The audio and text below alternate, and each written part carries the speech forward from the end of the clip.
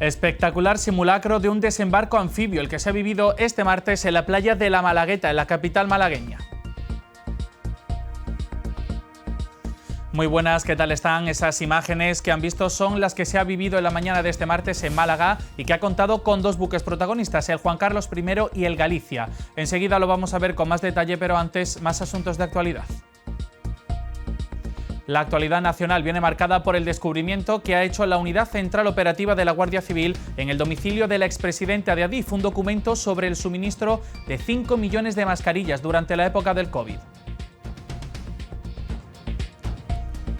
Y María y Manuel son nombres que, pese a las modas, siguen prefiriendo los andaluces para ponerles a sus hijos e hijas. Y en deportes, la selección española femenina de fútbol ya está en cuartos de la Euro. Lo vemos en Tiempo de Deporte. Esto es Noticias 101. Comenzamos.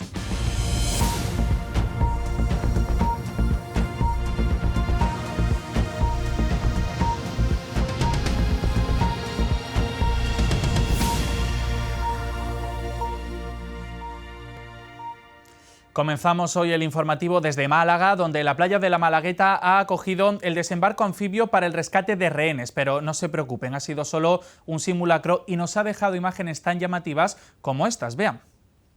Esta mañana ha tenido lugar el desembarco anfibio en las playas de La Malagueta. El Juan Carlos I es el buque insignia de la Armada Española, el mayor barco de guerra construido en España. Y el segundo es un buque de asalto anfibio que ha participado en numerosas operaciones de ayuda humanitaria a lo largo del mundo. Es la primera vez que un desembarco tan grande y al Juan Carlos, que es el barco insignia, así que me hace ilusión verlo.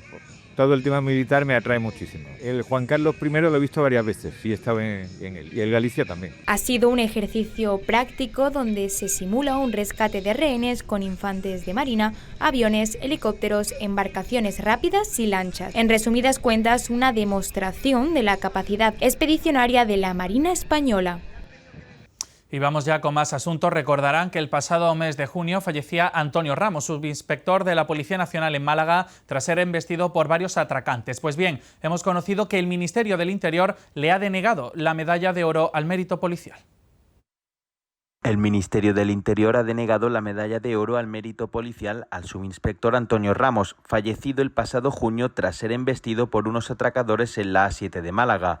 La decisión genera polémica entre sindicatos policiales que consideran que le correspondía la máxima condecoración del cuerpo. El subinspector Antonio Ramos perdió la vida el pasado mes de junio cuando regresaba a su domicilio tras finalizar su turno de trabajo. El agente jefe de la unidad nocturna Gotham de la Comisaría Provincial de Málaga fue embestido por un vehículo que circulaba en sentido contrario por la A7. En el automóvil viajaban varios delincuentes que huían a toda velocidad tras cometer un robo en una farmacia. Interior ha concedido al policía fallecido la Cruz al Mérito Policial con distintivo rojo, una decisión que ha generado un fuerte malestar en el Cuerpo Nacional de Policía. Sindicatos como la Unión Federal de Policía y Jupol reclamaron que se otorgase la medalla de oro, el galardón más alto de la institución. Y en cuanto a infraestructuras, las obras de ampliación de la desaladora de Marbella ya tienen luz verde por parte de la Junta de Andalucía. Esta ampliación viene a contribuir para cubrir las necesidades hídricas de Málaga y su provincia. José Luis Sabatel. La planta desaladora de la costa occidental de Málaga amplía su alcance y es que llegará a los 20 hectómetros cúbicos de agua, y el presidente de la Junta, Juanma Moreno, ha venido para explicar la intervención, para explicar la inversión de la Junta de Andalucía, hasta 7,5 millones de euros, para mejorar el alcance y sobre todo para que la costa del Sol occidental disfrute de más agua desalada. Las obras de ampliación de la desaladora de Marbella ya recibieron la luz verde para su segunda fase y ha sido inaugurada con una inversión cercana a los 7,5 millones de euros para contribuir a cubrir las necesidades hídricas de Málaga y su provincia. La desaladora ya es capaz de desalar hasta 20 hectómetros cúbicos al año, lo que supone entre el 15 y el 20% de las necesidades hídricas de la Costa del Sol, o lo que es lo mismo, garantizar un cuarto de los recursos necesarios en una zona tan dinámica y, si fuera necesario, permitiría transferir recursos desde la Costa del Sol hasta Málaga y desde Málaga a la Axarquía, al estar conectado a los sistemas. Juanma Moreno, presente en la inauguración, explicó que la desaladora lleva años infrautilizada, pues se construyó a finales de los 90 con una capacidad de agua desalada de 20 hectómetros cúbicos, pero desde hace años solo era capaz de producir 6. 3 veces por debajo de su capacidad. El acto ha contado con la presencia del consejero de Agricultura, Pesca, Agua y Desarrollo Rural de la Junta, Ramón Fernández Pacheco, de la consejera de Economía, Hacienda y Fondos Europeos, Carolina España, y de la alcaldesa de Marbella, Ángeles Muñoz. Y se siguen dando buenas noticias en Andalucía con respecto a la sequía. Y es que en Granada, en la comarca de Baza, se ha alcanzado un acuerdo histórico por el agua. Los regantes, la Confederación Hidrográfica del Guadalquivir y el Gobierno de España han conseguido consensuar una solución hidráulica conjunta que garantiza el abastecimiento a toda esta comarca sin comprometer los valores ambientales del río Castril, el cual se mantiene como uno de los de mayor valor medioambiental de toda Europa. Ante esta sequía que sigue dando coletazos, los agricultores y diferentes administraciones relacionadas con el campo han dado un paso adelante. Es por ello que la Asociación de Agricultores, Ganaderos y Productores del norte de la provincia de Granada ha celebrado el consenso alcanzado entre las administraciones locales, los regantes y la Confederación Hidrográfica del Guadalquivir para impulsar una solución hidráulica conjunta que garantice el abastecimiento a la comarca de Baza y a regadíos en la localidad de Huéscar sin comprometer los valores ambientales del río Castril. Se plantea la sustitución de aguas subterráneas por recursos superficiales captados del embalse del Portillo, el cual responde a una de las líneas estratégicas del actual plan hidrológico del Guadalquivir. Esta medida busca frenar la sobreexplotación de recursos hídricos subterráneos y avanzar hacia un modelo de gestión más equilibrado y resiliente ante el cambio climático. La iniciativa además se complementa con los esfuerzos que desde hace años vienen realizando las comunidades de regantes de la comarca de Baza para sustituir pozos agrícolas por recursos superficiales provenientes del embalse del Negratín. Nos vamos ahora hasta Sevilla. El Parque Científico y Tecnológico Cartuja, que pasa a denominarse Sevilla Tech Park, crece hasta facturar más de 5.500 millones de euros con sus casi 600 empresas, lo que supone todo un revulsivo en la investigación y en la economía andaluzas. 2024 ha sido un buen año para Sevilla Tech Park, que cambia su nombre e imagen para consolidar la apariencia del parque como un polo de innovación de referencia en el sur de Europa, atrayendo nuevos talentos de inversión y proyectos de vanguardia. El pasado año alcanzó un récord al incrementar su actividad más de un 13%, facturando más de 5.500 millones de euros con sus casi 600 empresas que dan empleo a cerca de 32.000 personas. Es un elemento clave para el desarrollo del PIB sevillano, es un elemento clave para el desarrollo del PIB andaluz y sobre todo es un elemento clave mirando al futuro en todo lo que se refiere a innovación. Sevilla Tech Park destaca por su inversión en I+D+I, a la que ha destinado casi 500 millones de euros. Las tecnologías avanzadas suponen más de la mitad de las empresas del parque y el sector de las telecomunicaciones e informática es el más representativo por su número de empresas, actividad económica y empleo. Con la llegada del verano, los barrios más alejados del centro suelen ser los más castigados por los cortes de luz. En Sevilla, distintos puntos de la ciudad ya se han revelado hartos de una situación que se repite cada año. Este martes será el turno de la plataforma Barrios Hartos, pero antes lo hizo Torreblanca, que ya ha salido a la calle para exigir soluciones.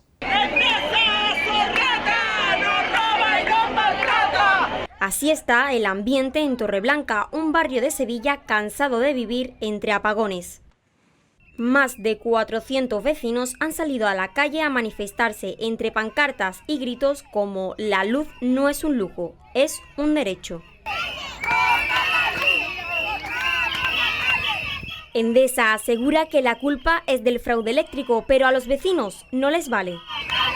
No es la primera vez que protestan y aseguran que si las cosas no cambian, tampoco será la última.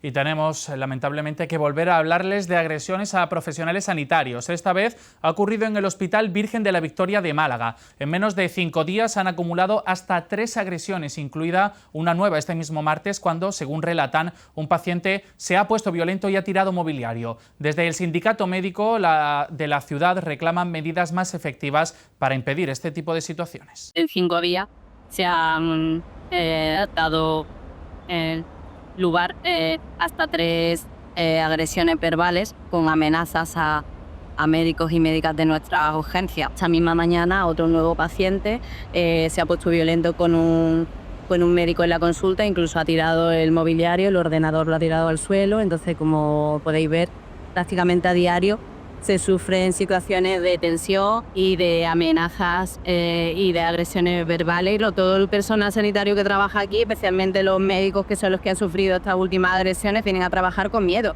De hecho, hay facultativos que no quieren venir a trabajar a este hospital cuando se les dice que el contrato es en esta urgencia. Aparte de que analice el protocolo que se instauró hace 2 años, que lo refuerce, porque ya de por sí ese protocolo es insuficiente. Se necesitan barreras arquitectónicas para impedir el paso a zonas restringidas. En cualquier otro hospital, en cualquier otra urgencia, el paciente no puede acampar ni en los familiares en zonas restringidas. También, primero, por la seguridad de los trabajadores y segundo, por la confidencialidad de los datos que se manejan en esas zonas. Y nos quedamos en Málaga, donde este pasado lunes el Cercanía ha vuelto a vivir una jornada de incidencias. La avería de un tren en Benalmádena sobre las 6 de la tarde provocó el corte parcial en la línea C1. En aproximadamente 1 hora los técnicos consiguieron retroceder el tren averiado al apeadero de Torremuelle y se restableció la circulación entre Benalmádena y Fuengirola, pero eso sí, con retrasos. Y el Servicio de Consumo del Ayuntamiento de Sevilla ha iniciado un proceso sancionador contra un supermercado ubicado en la avenida José Laguillo tras detectar deficiencias en la conservación del atún descongelado marinado. Esta medida se produjo después de que Facua Sevilla reportara en junio una posible intoxicación alimentaria tras el consumo de este producto. Vamos ya con el repaso a la actualidad nacional que vuelve a salpicar al PSOE. La UCO de la Guardia Civil, que continúa investigando el entramado judicial del caso Koldo, ha encontrado en la casa de la expresidenta de Adif, Isabel Prado de Vera, un documento sobre el suministro de 5 millones de mascarillas durante la pandemia del COVID-19. La Audiencia Nacional ha citado a Pardo de Vera y a Javier Herrero, exdirector general de Carreteras, a declarar este próximo 21 de julio. Y seguimos con el PSOE, donde muy comentadas están siendo las palabras de la expresidenta de la Junta de Andalucía, Susana Díaz, con respecto al presunto amaño en las primarias del PSOE en el año 2021. Según ha declarado la propia Díaz en el programa Espejo Público, vivió un calvario durante el proceso de primarias, además de señalar por qué no continuó con la denuncia contra la dirección nacional de su partido. Una vez que pasaron las primarias, yo ya no quería hacer daño al partido y le pedí a la gente nuestra que retirara la denuncia, ha afirmado la expresidenta andaluza. Y este próximo miércoles será un día clave marcado por la comparecencia que el presidente del Ejecutivo, Pedro Sánchez, va a realizar en el Congreso de los Diputados. Y precisamente este martes hemos conocido que Yolanda Díaz, su socia de gobierno y vicepresidenta segunda, será quien replique al presidente en nombre de su partido, en nombre de Sumar.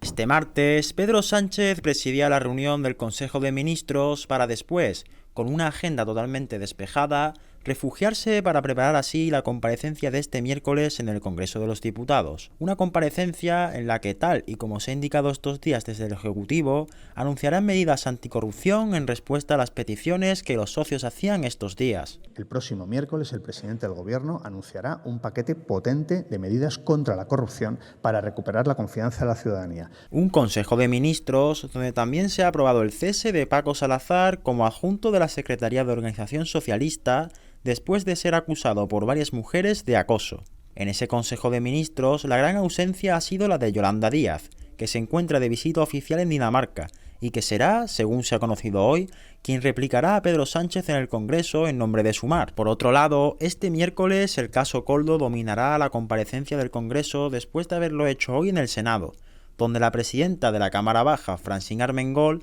ha comparecido por segunda vez en la comisión de investigación del caso por los años en los que fue presidenta de Baleares y por su relación con el empresario Víctor de Aldama. Dice que no le conoce y que nunca ha mentido al respecto. Y más asuntos. Este martes el Ministerio de Juventud e Infancia, presidido por Sira Regó, ha convocado a la Comisión Sectorial para debatir el reparto de menores migrantes no acompañados que actualmente se encuentran en Canarias, Ceuta y Melilla. En total, casi 4.000 menores serán trasladados a otras comunidades, siendo Andalucía la comunidad que más menores va a recibir debido a sus dimensiones.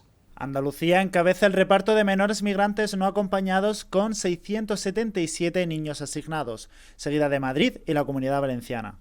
Un reparto que, según fuentes del gobierno, no tienen por qué llevarse a cabo al completo, sino que los cálculos son de máximos y dependerá de algunas circunstancias como la capacidad de tramitación de expedientes por parte de las comunidades autónomas de origen. En total se estima que casi 4.000 menores no acompañados que actualmente se encuentran en Canarias, Ceuta y Melilla sean trasladados. Para ello, el gobierno financiará a las comunidades de destino. El Ministerio de Juventud e Infancia sufragará la financiación de los traslados, mientras que el Estado se encargará de los gastos de la acogida durante al menos los 3 primeros meses. Una financiación que, en el caso de Andalucía, será de 8,8 millones de euros. Debido a sus sistemas de acogida tensionados, ni Cataluña ni el País Vasco se ven obligados por ley a realizar ninguna acogida. No obstante, desde el gobierno agradecen que Cataluña se haya mostrado dispuesta a acoger como mínimo a 31 menores, el mismo número que en anteriores ocasiones, convirtiéndose en la comunidad autónoma que más acogidas registra. Y precisamente Vox ha anunciado que quiere deportar a todos los migrantes, cito textualmente, que hayan venido a delinquir y también a todos los menores. Así lo ha dicho su presidente Santiago Abascal en redes sociales, justo unas horas después de que el nuevo secretario general del PP, Miguel Tellado, confirmase que su partido nunca pactaría con Vox para formar gobierno.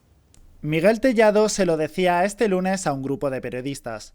No pactarán con Vox para formar gobierno, aunque sí lo harían puntualmente para sacar adelante ciertas medidas. Ahora, esas palabras, que no quedaron registradas en ninguna parte, se han repetido públicamente. El compromiso del Partido Popular es un gobierno en solitario, un gobierno único, un gobierno unido, donde pueda tomar decisiones sobre asuntos claves para el futuro del país, sin que, a la tarde, miembros del gabinete del presidente, de otra formación política, salgan en público a contradecir lo que han aprobado esa mañana. Estas palabras llegan justamente en un día en el que el presidente de Vox ha compartido en su cuenta de X el objetivo del partido de deportar a todos los migrantes que se encuentren en situación irregular, o a todos aquellos que estén legalmente pero no se adapten a nuestras tradiciones. Señala que no sabe cuántos son, pero que trabajarían en ello en caso de llegar al Ejecutivo. Este martes en el Congreso su portavoz incidía en esta propuesta. También exigimos el rechazo a la política de puertas abiertas a la inmigración ilegal promovida por el bipartidismo y a la inmediata expulsión de todos los inmigrantes ilegales que se encuentren en España, así como aquellos que hayan accedido de forma legal pero que hayan convertido el delito en su forma de vida y hayan manifestado una incapacidad manifiesta de integración y asunción de nuestra cultura y forma de vida. Esta propuesta de deportación de migrantes solo verá la luz en caso de que el partido de Abascal llegue al gobierno, algo que se complica tras las palabras del Partido Popular. Y atención ahora a esta noticia, porque a pesar de las modas, María y Manuel siguen siendo los nombres más populares en Andalucía, salvo en Málaga, donde prefieren Sofía y Hugo, y en Jaén, donde a Manuel le acompaña el nombre de Lucía. María y Manuel continúan liderando el ranking de nombres más populares en casi todas las provincias de Andalucía por 9ª vez consecutiva, salvo en Málaga y Jaén. El nombre de María lleva repitiéndose en las listas de nombre más populares desde el año 2009, mientras que Manuel lidera la clasificación masculina desde el año 2016. Así lo revela la estadística de nombres de los recién nacidos andaluces del año 2024 publicada por IECA. Málaga rechaza los clásicos de María y Manuel y escoge Sofía y Hugo como nombres más frecuentes.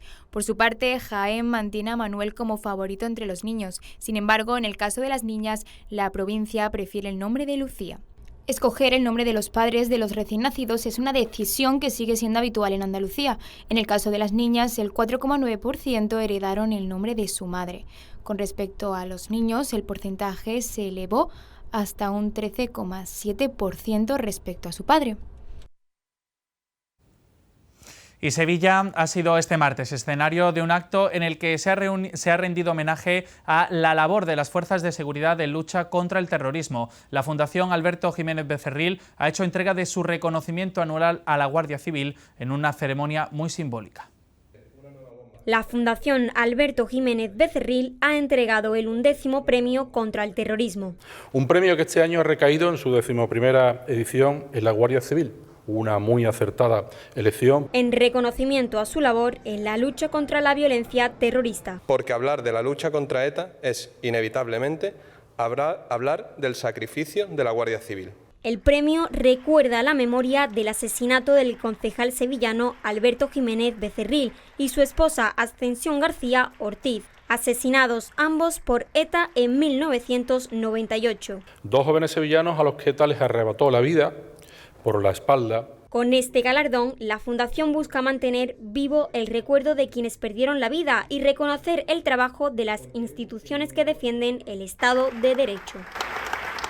Y en el apartado cofrade de hoy hablamos de una de las devociones de Andalucía, el cautivo de Málaga. El obispado de la ciudad ha decidido suspender el proceso electoral en el que se encontraba inmerso la cofradía. Según nos han confirmado el actual hermano mayor, Mario Ortega, los motivos que alude el propio obispado son posibles irregularidades en el proceso iniciado el pasado 19 de junio, tras el informe no favorable del director espiritual de la corporación. Las elecciones en la cofradía malagueña se volverán a iniciar en este próximo mes de octubre.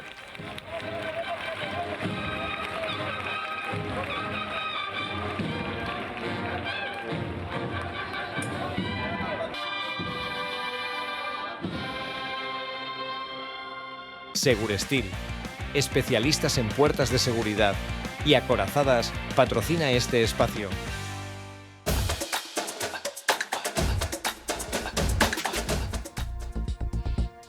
Y tiempo ya para el deporte. Matías Almeida ha sido presentado oficialmente como nuevo entrenador del Sevilla en una comparecencia conjunta con Antonio Cordón. El técnico argentino, que firma hasta 2026 con opción a una temporada más, se mostró ilusionado ante el reto.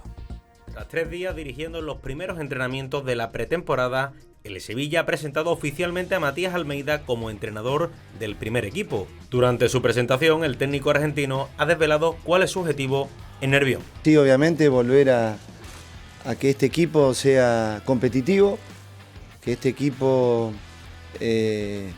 vuelva a participar como ha participado en los últimos años, no en los últimos 2, y tratar de convencer a nuestro público que se sienta identificado con lo que va a haber. Además, en lo que respecta al mercado de fichajes, Almeida tiene claro que la dirección deportiva de Antonio Cordón está trabajando para hacer el mejor equipo posible con las herramientas que tiene. Y el Betis ha comenzado la pretemporada con los habituales exámenes médicos y pruebas físicas a los jugadores. Entre el martes y el miércoles pasarán todos los futbolistas béticos a partir de la primera concentración del verano a las órdenes del técnico chileno Manuel Pellegrini. El Betis estará en Almarcil, localidad portuguesa del Algarve, entre el 9 y el 19 de julio. Durante su estancia jugará un trofeo triangular en Faro ante el Uniano, Leira y el Farense.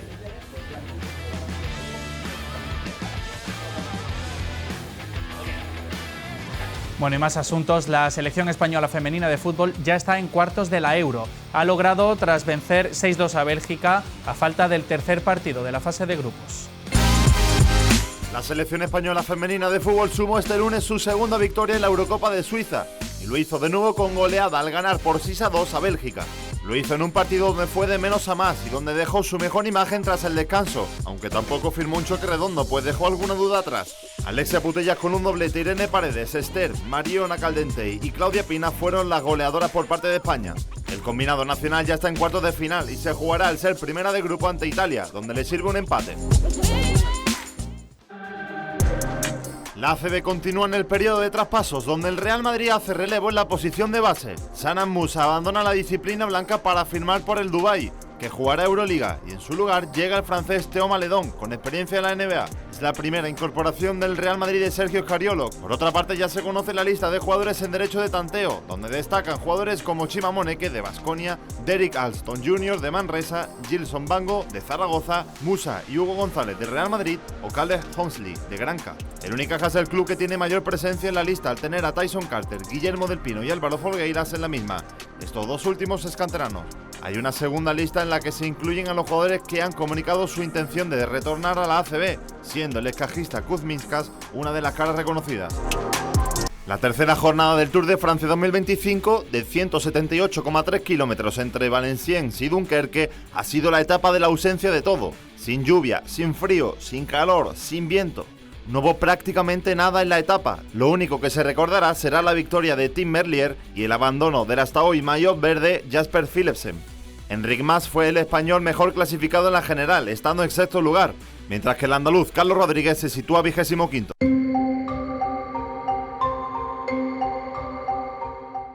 El tiempo para este 9 de julio en Andalucía se presenta con cielos nubosos de nubes bajas en la vertiente mediterránea y en el tercio occidental, tendiendo a despejarse a lo largo de la mañana.